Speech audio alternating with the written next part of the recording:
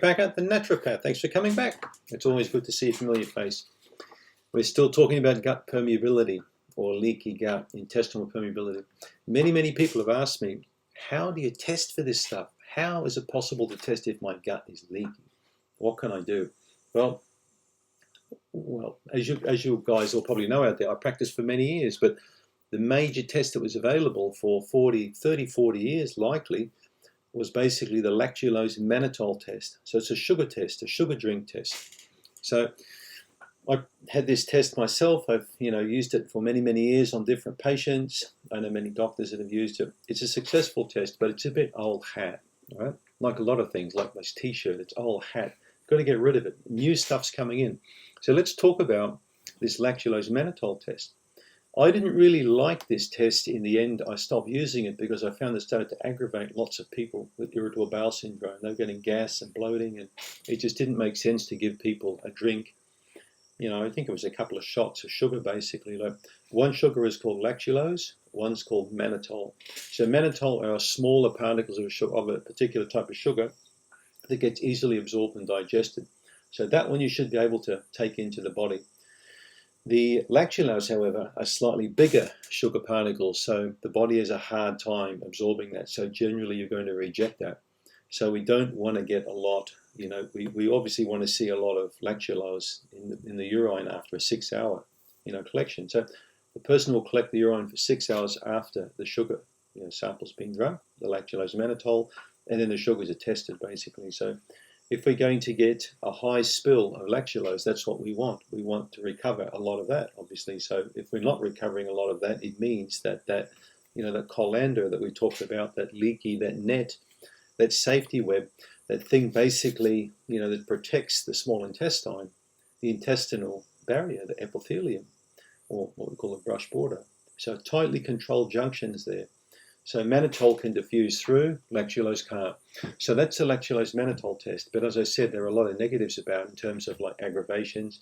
The other thing not so flash about the test is you don't really understand if there's a kind of immune dysfunction, happening there. So okay, yay, we found out the gut's leaky. But nay, we don't know if there's an immune response behind the leakiness. Okay, we don't know if the cytokine response, parts of the immune system are revved up, and that's what we want to know. And that's why the second type of tests that have come through are better. Zonulin, globulin, actomycin, and lipopolysaccharides. So these are antibody tests. Okay, so these tests are quite important. So the antibody test will determine if the immune system is affected, as well as the leaky gut, and to what extent the immune system is affected. Right, this is quite clever, particularly lipopolysaccharides, or LPS. So these are bacterial components of gram-negative bacteria. So gram-negative and gram-positive. The gram-negative are the not-so-nice guys, okay? The gram-negative can do nasty things, like some people can. So we want to keep these guys in check. But LPS come from gram-negative cell walls. So if we're starting to find antibodies in a person's bloodstream, a high LPS antibody, okay, then we know that the immune system is producing lots of soldiers to fight the lipopolysaccharide cell fragments that have become liberated through leaky gut.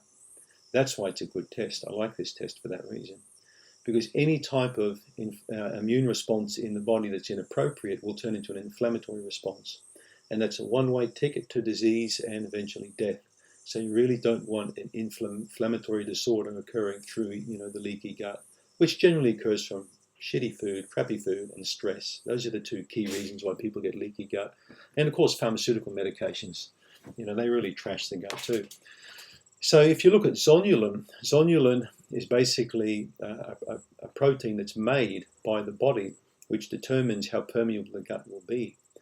So the third type of tests you can do apart from those tests is just a straight out zonulin blood draw. You can do that too, just to see what your zonulin levels are like, so if they're very high or very low. A couple of false readings, however, sometimes with these kind of tests. If the person's very obese or large, has a blood sugar problem, you're going to get a false reading. If the person's on steroids or immunosuppressive medications, you're going to get weird readings with these zonulin tests. And LPS, you can get quite shady, sort of like false positive kind of readings if the person's on a lot of medications or very large person with, diabetes or blood sugar problem, they can show false positives. So you need to take that into account. However, I can tell you guys now, most people watching this will have some degree of leaky gut anyway. All right, so it's not a matter of will I get it. You've probably got it, but maybe only 1%. Maybe if you're a Kentucky Fried Chicken and Coca-Cola person, you may be an 80% chance you've got it. I don't know what you guys are eating or drinking out there. But suffice to say, if you eat good food, look after the gut, always try and strive to eat well and relax more, you're going to find that the gut will slowly improve, and the bacteria will start, behaving themselves like a healthy digestive system could be. But if you're interested in getting tested for leaky gut syndrome and want to know, go and see your naturopathic physician or integrative doctor and ask for the zonulin test. Ask for the LPS test, lipopolysaccharide test. You can still get the Electrolyzermannitol test as well, and that will show you, how leaky that small bowel is, particularly to that sugar lactulose. If you've got a high degree of leakiness, then I can guarantee you're probably likely going to have a high LPS count too. Every single person with rheumatoid arthritis, and also people with ankylosing spondylitis and many of these diseases, have got seriously trashed small intestine membranes. And the crying shame is the medical profession do virtually nothing about it. They're only just now starting to wake up to the fact that bacteria actually don't kill people, that they're actually good for their health too.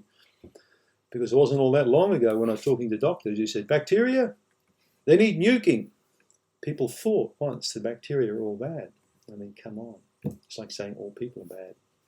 Not all people, just some. Thanks for tuning in. I hope you got a little bit out of this video. Thank you.